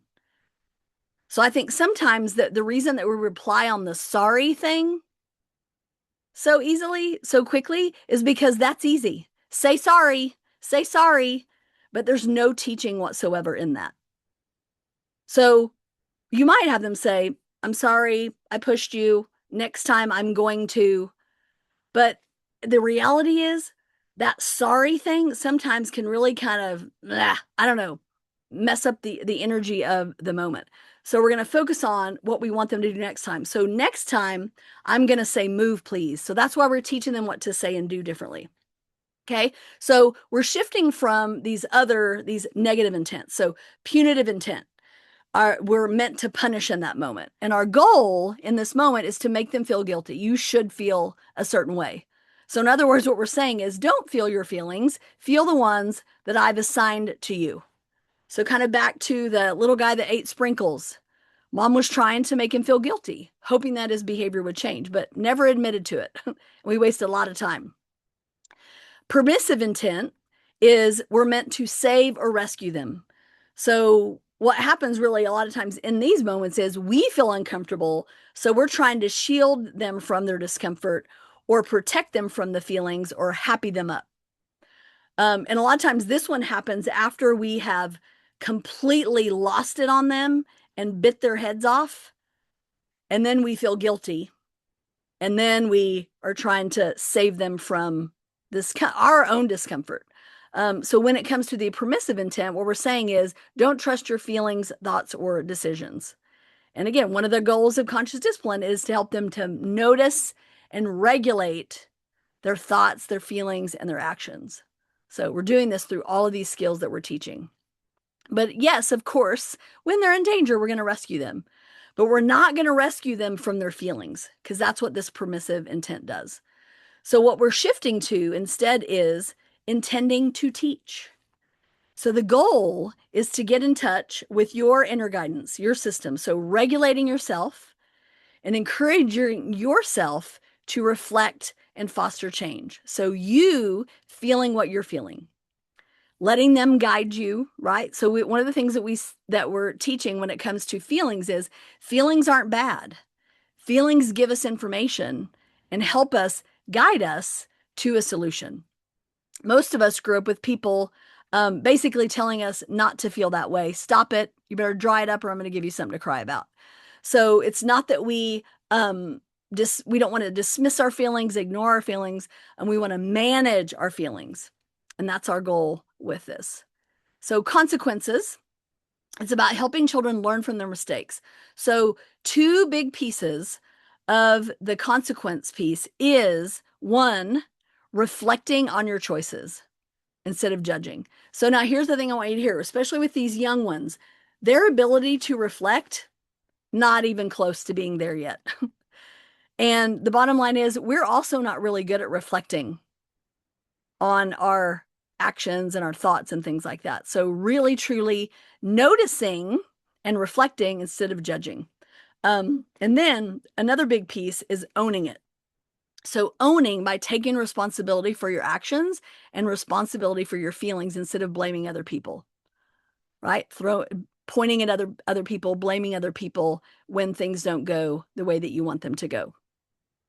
So now talking specifically about these logical consequences. So like I mentioned, like this is the visual that goes with that. You're basically giving them you've already taught them the expectation. They know how to keep it safe. You have visuals of it. You've taught it. You have the safekeeper ritual. You're reinforcing all of that. You're practicing that. You have visual routines up that are teaching all of these things. And then the child is still choosing to do the hurtful thing. So like the example I gave before. So I'm going to say, if you throw the block again, you're going to choose another place to play. So you have a choice. You can build safely with the blocks and stay here and play. Or if you throw the block, you're going to choose another place to play. What's going to happen if you throw the blocks again? And they have to be able to say, I have to choose another place to play. So we set them up. They already know what the consequence is going to be. So we deliver the consequences like this. So we're offering them the choice. So you have a choice. Step two, we're going to relate. We're going to relate the consequence of that hurtful choice to the safety or the classroom agreements. So this is how we keep it safe in the block area. Step three, you reflect. Have them reflect back what you just said to them. So what's going to happen if you throw the block again? I have to leave the block area. And then step four, you're going to clarify. And so you're going to listen to make sure that they understand what the consequence is going to be.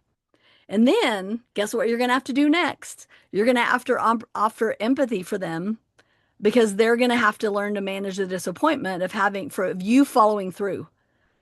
So what's really important here is that you don't, when they say, "Oh, can I try again? I promise, give me another chance."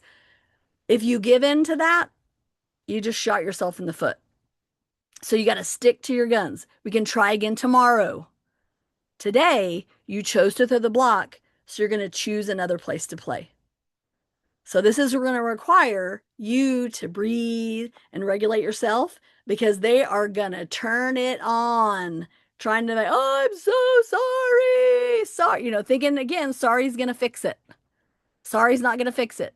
What's fixing it, what can help with this, really nothing's going to fix it because you already did it, right? You can't undo it. But what is going to help is next time you're going to do this. So you're going to remind them and even offer that again. So the next day, when they try again, you're going to say, "So this is how we play safely with the blocks. What's going to happen if you throw the blocks? I'm going to have to choose another place to play." Good for you. You remembered. So then, right? Are they going to maybe try it again? They might. Sometimes they want to see, like, are you going to follow through? Are you going to do what you say? And especially for a lot of kids at home that the parent gives in. "Please, please, please, please, I promise, I promise." And then the parent gives in. It means it completely destroys the trust and says that you don't mean what you say. So this follow through is a huge piece of them understanding that your boundaries are your boundaries and your expectations are your expectations. So here's that example, like just kind of putting in all of the language. But now again, this is going to be more for like elementary kids. You're going to use less words when it comes to the younger ones. And really, I mean, honestly, like with this block area, it's not safe to throw the blocks. If you throw the blocks again, you're going to have to leave the block area. What's going to happen if you throw the blocks again? I have to leave the block area. So that with the little ones that I'm talking about, like when I'm coming to coach with you guys, this birth to 5, that's the language that I'm going to use. Now this is more language because of course they have more ability to hear more words and all that. So you have a choice. You can choose to build with your friends and play together for the rest of center time, or you can choose to hit your friends again and play by yourself at the table. Okay, so there's one example. Here's another one. This one is poking their friends at the table. So they're having a little snack at the table or playing at the table, not having a snack, and they're poking their friends. So you have a choice. You can choose to keep your hands to yourself and continue playing at this table, or you can choose to poke your friends and move to another table. And then notice that last language. So everyone is safe, including you. All of this is always going to come back to the safety piece, how we're going to keep it safe. See, I'm not comfortable with the aggressor having a choice to hit again. So, the bottom line is you have no control over whether they choose to hit again or not. Right? Whether you give them a choice or not, they're probably going to do it again. And even if you give them the words to say, the other person says, "Stop, I don't like it when you hit me," they're probably going to hit him again later. But we've got to set these, this is the consequence. We're getting to this. This is going to be some of the last things that we're going to come and do. So I'm not giving, like right from the get-go, giving them the opportunity to hit again. So this is I've taught all these skills. And remember, you're only getting, you have just a little bit of safety, a little bit of connection, a little bit of consequence. But I see what you're saying. But this is where we get to later on. And the bottom line is I have zero control over whether that child hits or not, whether I use this language or not. So we're helping them take responsibility for the things that they're doing. And these are the things that I've taught them over and over and over again, right? So we're getting to this point of consequences. And so the bottom line is here, right here. Those of you that are just beginning your journey of conscious discipline, you're not going to use this consequence stuff yet. Like all of these other skills have to be practiced and internalized before you're going to use this. So what I don't want to happen is for you to go to your classroom and start with consequences, because that is not what we're doing. This is later on. This is later in the journey. It's the last chapter in the book for a reason. Because what happens a lot of times is if we go straight to the consequences language, what we're doing is we're going back to the old things of using threats to try, or fear to try to change their behavior. And that's not what we're doing. So this is going to be way later on. So this is going to be something you're going to come back to way later on, because you've got a lot of teaching to do ahead of time before that. Hopefully that makes sense. So this is where you're going to come to way later. So for those of you that have kids of your own, homework with a lot of mistakes, you have a choice. You can choose to correct your mistakes and improve your grade, or you can choose to turn it in as it is and receive an F. It's up to you. Because the bottom line is consequences are about how we feel about what happened. It's not the actual consequence. It's how we feel about it. Okay, so here's an example of what this might look like. So this little guy is putting his hands in everybody's face in the snack time. And what I want you to notice is after she sets the limit for the little guy and offers the two choices of the consequence, notice how he sticks his tongue out at her. That's the emotional state bubbling up, because it's uncomfortable, right? It's uncomfortable to be noticed not doing what you're supposed to. So check this out. Yvonne, look at Miss Kim. You can keep your hands in your space at snack, and you can stay here at the table with the rest of your friends, or you can keep putting your hands in someone else's space, and you'll need to move to a table with a teacher so that you are safe and so everyone else is safe. Ms. Brown, It's hard. could you please send Natalie to check out? Okay. Thank you, ma'am. So did you hear what she said after he stuck his tongue out? She went, "This is hard." That's what he's saying. This is uncomfortable for me. You're setting this limit for me, and it doesn't feel good. And she acknowledged that. So she stayed regulated. Okay. So offering those two choices, just helping them to handle their choice after you've offered the two options. So here you go. They're poking friends at the table. The child says, "He started it. You always pick on me. You can't make me." So we're going to breathe.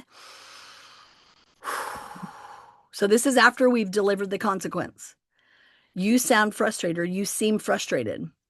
You wanted to stay here, or you were hoping to stay here. How disappointing. You can handle this. Breathe with me.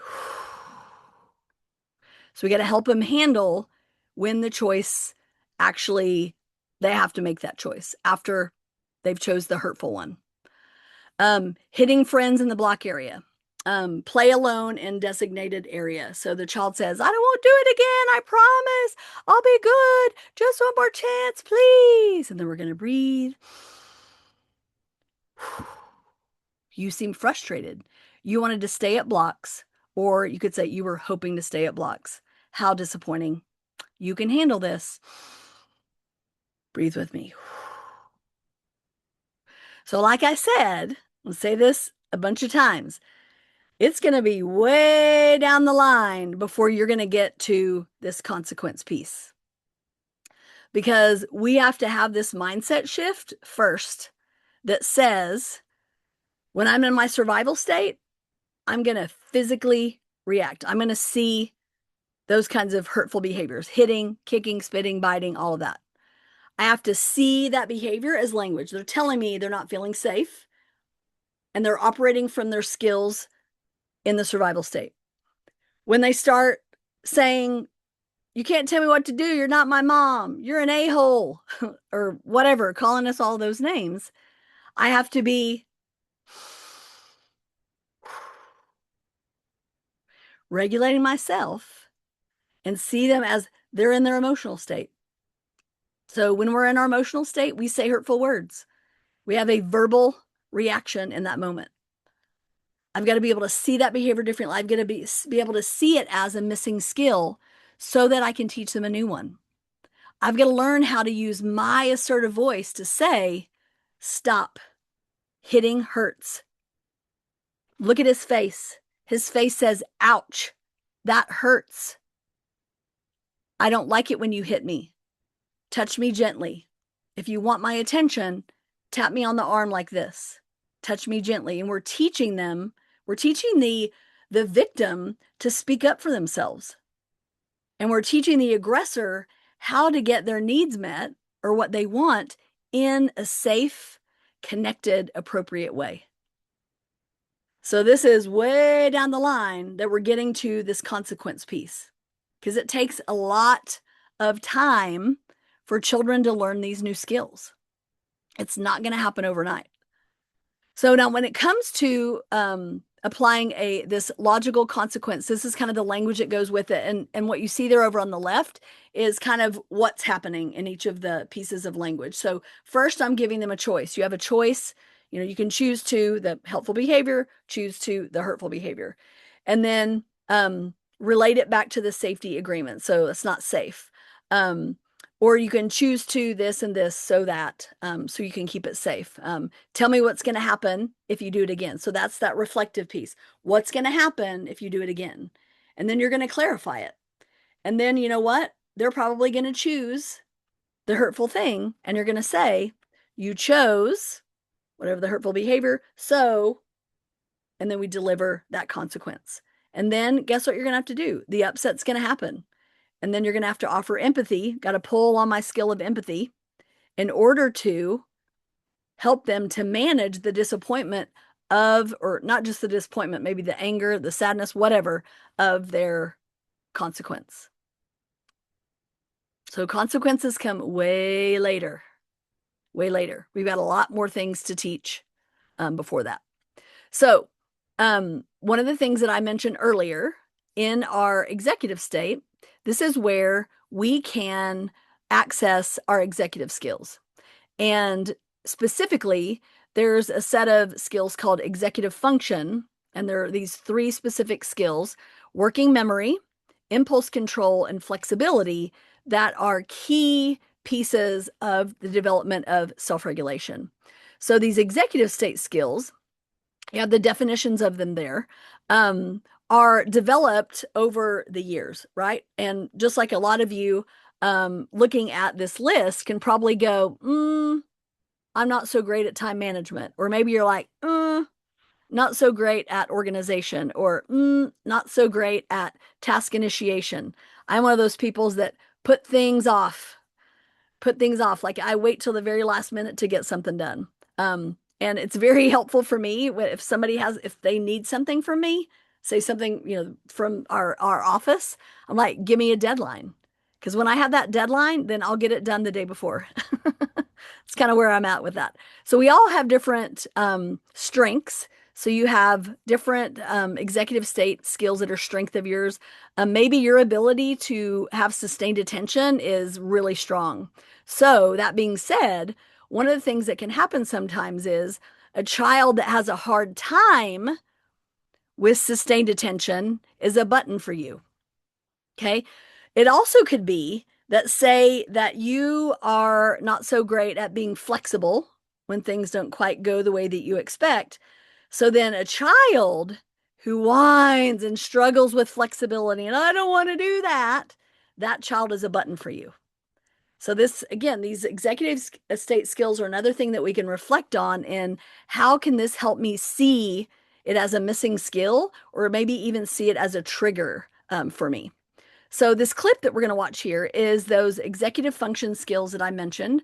This is done by Harvard, the Center on the Developing Child, talking specifically about executive function and self-regulation and the importance of these lifelong skills. In fact, one of the things that they say is that self-regulation is the most important skill for anyone to have. And when children lack in self-regulation and these executive function skills, that's typically when this behavior shows up. So this behavior, again, is telling us that they're lacking a skill. Science tells us that brains, minds, are built, not born. And at the center of this dynamic architecture are a set of skills called executive function and self-regulation. Children's self-regulation and executive function are key ingredients in their lifetime performance. It's not just about learning language or learning numbers or learning colors. We have to be able to work effectively with others, with distractions, with multiple demands. These actually are skills that contribute to the productivity of the American workforce. Just look at your shapes. What should you have done next? Educators, I think, are looking for just this sort of thing. And when we describe what we mean by executive function, they say, yes, that's it. That's exactly, the problem. These kids, they can tell me these rules, but they can't actually use them. What's this? A toolbox. A toolbox. What is executive function? Safety goggles. Safety goggles. Probably the best way to think about it is sort of like an air traffic control system in the brain. Just like an air traffic control system has to manage lots of airplanes going on lots of runways and really exquisite timing and so on, a child has to manage a lot of information and avoid distractions. We really think of it as involving working memory and inhibitory control and mental flexibility. Take a situation where a child is having to take turns. So first of all, the child has to have inhibitory control. The child has to be able to stop whatever he or she is doing and let the other child take a turn. Cute. But when it's your turn again, you also have to remember what it is you're supposed to be doing. So that pulls on working memory. If the children who are taking the turns after you do something unpredictable, you have to be able to adjust what you're going to do next. And that requires mental flexibility. Children who are struggling with these capacities often look like children who just aren't paying attention, or children who are deliberately not controlling themselves.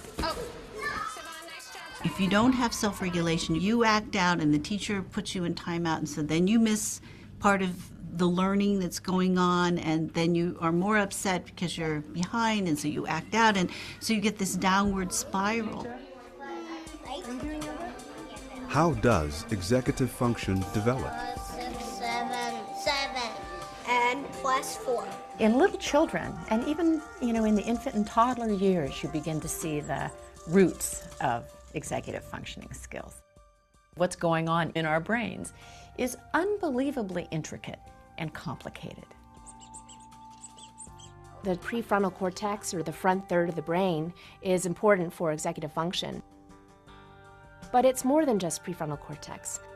This region doesn't act alone. It's involved in controlling your behavior through its interactions with all other parts of the brain.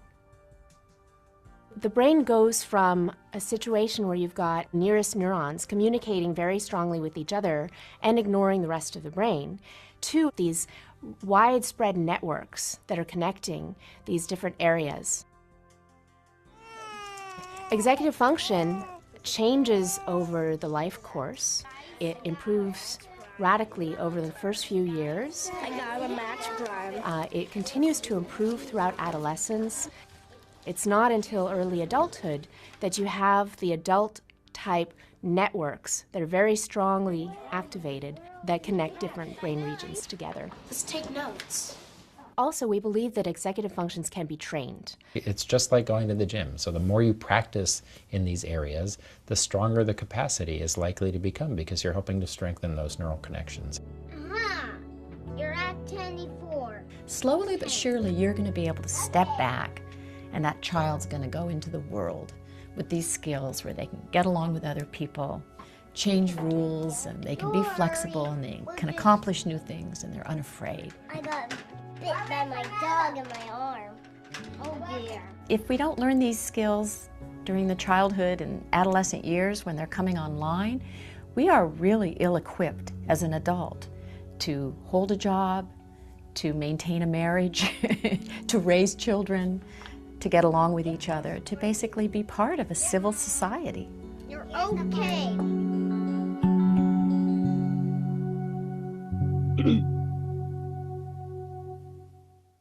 All right, so we're seeing it as a missing skill. So kind of back to this hitting thing that was mentioned earlier.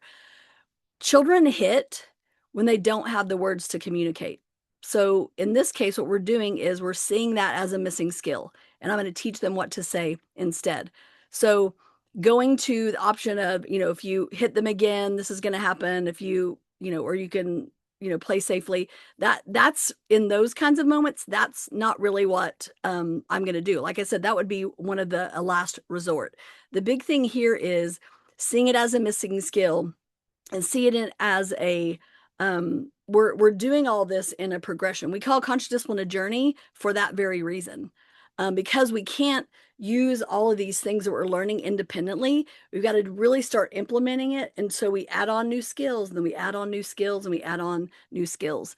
So Yolanda said, I'm glad you said that it's a process and a progression of skills. And then another comment, I don't see a name, it says iPhone, but it says, one of the best things I was told years ago as a substitute teacher training was keep your face neutral if a child is doing behavior that is not wanted. Don't have an angry or disgusted facial expression. I've seen this has worked for me. So I want to add on to that. Okay. So it's not just about having a flat affect. It's about regulated on the inside.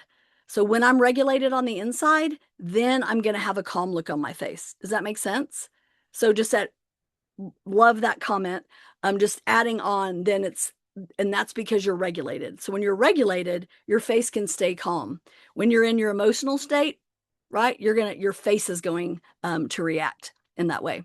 Okay, so for time purposes, I'm not going to read the book Sophie Rants and Raves, but you do have that in the PDF. So if you want to read that for yourself, the last thing we're going to talk about, which I think this is going to help the whole hitting thing make sense. Okay, so here's kind of how I want you to think about it. So we're teaching these social skills. So first of all, what do I want them to know? How am I going to teach it?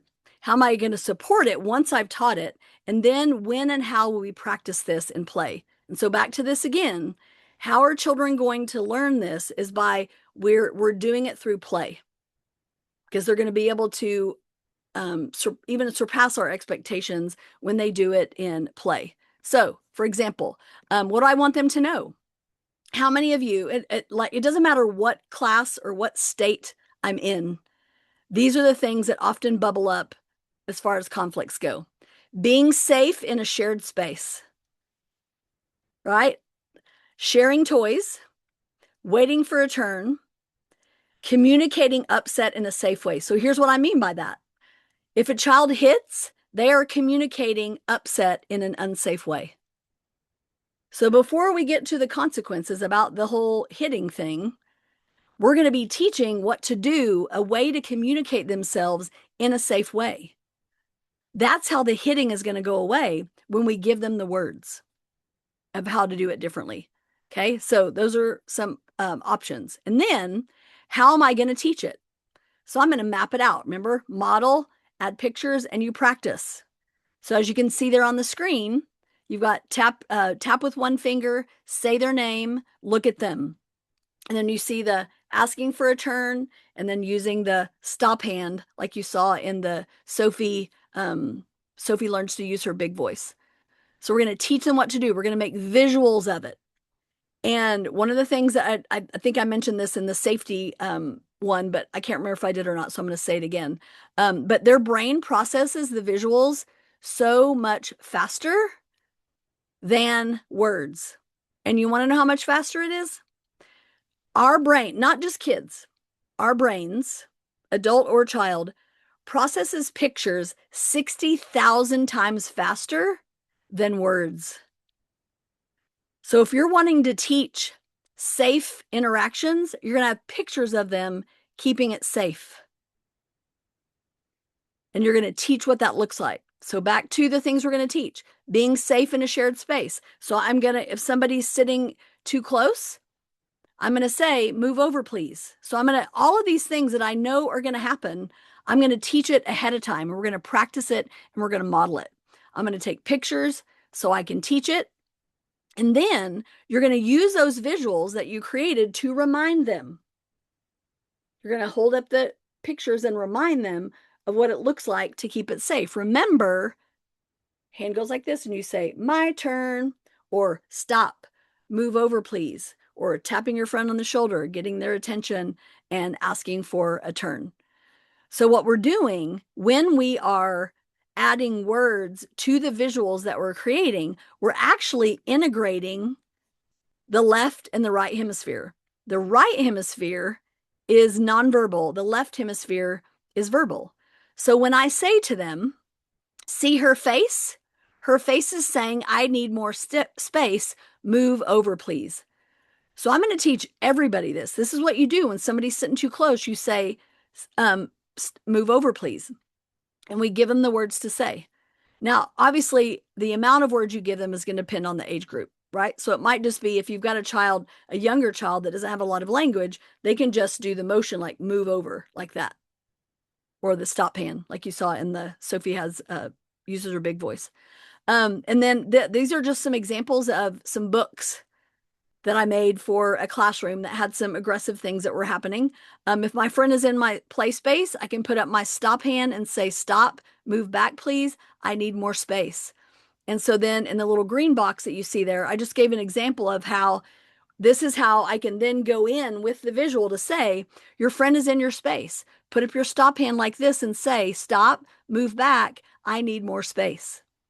So we're going to use all of these visuals to teach this. And so here's what I want you to see.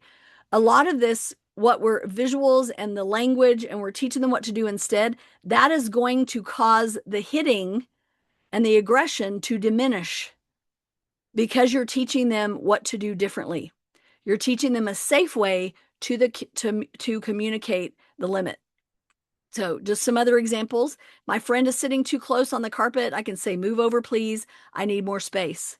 So you're giving them examples of what that can look like. So, and I always say, what better way to do this is to take pictures of the child that actually really needs to practice it. And you give them an opportunity to see themselves being successful when you put pictures of them actually doing that. And then just another example, see her face? Her face is saying, stop. I don't like it. It's my turn. Choose another doll. So say a child goes and takes the doll away.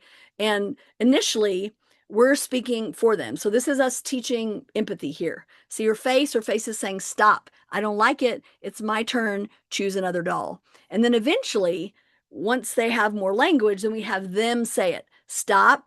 I don't like it. It's my turn. Choose another doll. So we're giving them the words to say, and they say it. And we have them match our voice. Because sometimes we'll say, stop, I don't like it. And they'll go, stop, I don't like it, which is a little aggressive, on the aggressive side. Just more examples. If my friend does something that I do not like, I put up my stop hand like this and take deep breaths. Then I can say, choose another doll. And this is just a way to kind of insert that practice of breathing and wishing well when our friends are having a hard time. So sometimes I feel sad. When I do, I touch my nose and breathe in through my nose like I'm smelling a flower. And then I blow the air out of my mouth like I'm blowing out a birthday candle. So we're teaching the pause, as you can see. And then this one, when my friend's having a hard time, I can take deep breaths like this. And then I put my hands on my heart, take another deep breath, and wish them well. And then these are just some visuals that go with the weight that I mentioned earlier. So you're teaching them this skill of weighting. When you wiggle your fingers like this, it means weight. So all of these, so the PDF has all of these examples in it. So you could use these examples to take your own pictures and just use my verbiage and make your own books for your classroom. Here's another example. This little guy, as you can see in the first picture, he's waiting and he's not very happy about it. But waiting was hard for him. So I wait and then I get a turn. This little guy was waiting for his turn to wash his hands. So waiting my turn, then I wash my hands. Another little tip for you is when a child asks for a turn and the other one says no, that's probably going to happen. You're going to turn it into, oh, not yet. So when they say no, you're going to say, oh, not yet.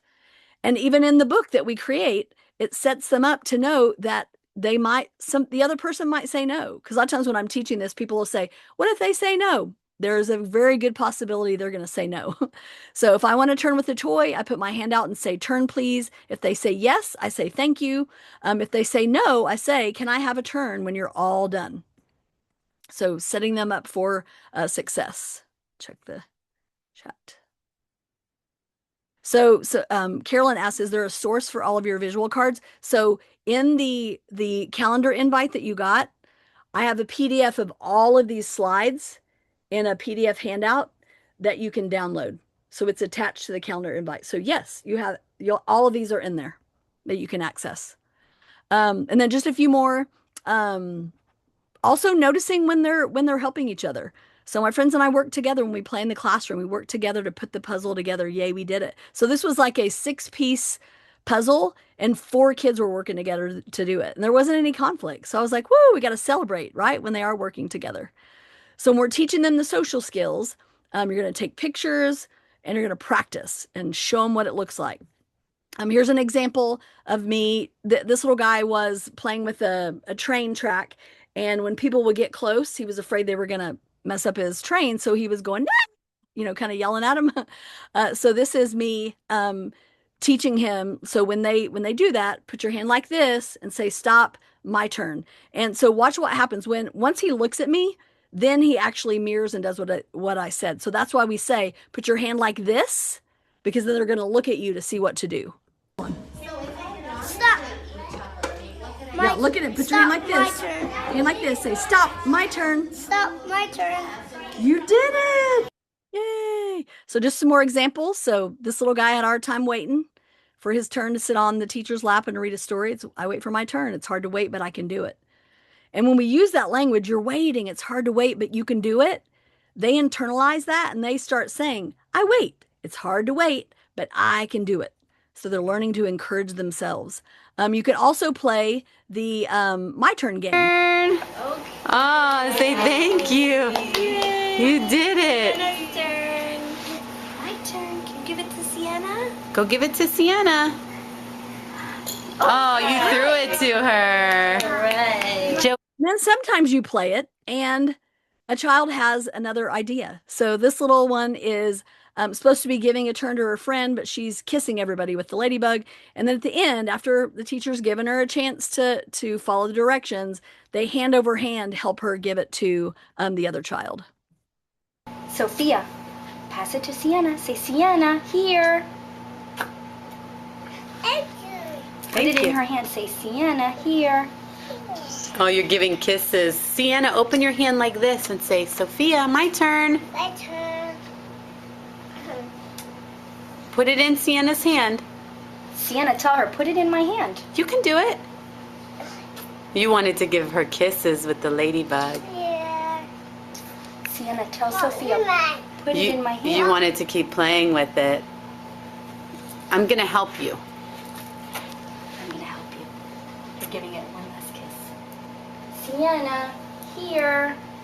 You did it. You passed it to Sienna. But she really wants it back. So the no, right? This is one of the things I always love to say is remember the song by Megan Trainor where she's like, my name is no, my sign is no, my number is no. Like that's the theme song for toddlers, right? So this is going to be your magic, another little piece of magic that you're going to take into your classroom. When a child asks for a turn, and the other one says no, you're going to say, oh, not yet. Say, not yet. And then you're going to have the child say that. And so no is very different than not yet. So they're still, right, kind of in charge of what's happening. But we're shifting to not yet, which is much easier to hear. And then that gives us the opportunity to say, so now say, can I have a turn when you're all done? So when a child says no, what are you going to say? You're going to say, oh, not yet. Say, not yet, not yet. Not yet. All right. So I know that was a lot to cover in just a little bit of time. And like I said, I want to circle back to say that you got little pieces of the safety, connection, and problem solving. So what you're going to start with first is you're going to breathe. You're going to wish well. You're going to regulate yourself. So you then start having access to these new things that you're practicing. So it is a marathon, not a sprint. So your focus is going to be what we initially started with. We're going to start with safety, connection, and problem solving. We're going to be a co-regulator. We're going to be a connector with them so that we can provide those opportunities for problem solving and learning to happen, learning those new skills. So if you're willing to practice these skills, give me a thumbs up. Now, remember, it's not a perfect practice. So there's going to be a lot of oops moments. So you got to have some grace for yourself too when those moments happen. So if you missed it, the PDF with all of these slides is in the calendar invite that you can download. Okie dokie. All righty. Well, the next thing that's happening is the in-person training that's happening so it's the 5 steps to self-regulation and co-regulation, and that is on August 15th, or you can attend on August 17th. Is there anything that you needed to add about that, Madeline, at all before we wrap it up? Yes. For our folks who attended all 3 sessions, we will be sending you a certificate for the 6 hours of training. And if you weren't able to attend in person, you can email Terry Kosick some takeaways that you have if you were able to watch the recordings. And we will be able to send you the certificate after you watch the recording and send us those takeaways. If you have any questions about that, feel free to email Terry. Her email is tkosick@stmarys.edu. Okay. And thank you so much, Angela. This has been absolutely fantastic. Great. Good deal. All right. So I'll be wishing you well, guys, and hope to see you on August 15th or August 17th. And then, of course, for those of you participating in coaching, I'm excited for that. I'll be there a lot this year. I need to just get an apartment and live there part-time. All right. Thanks, everybody. Bye.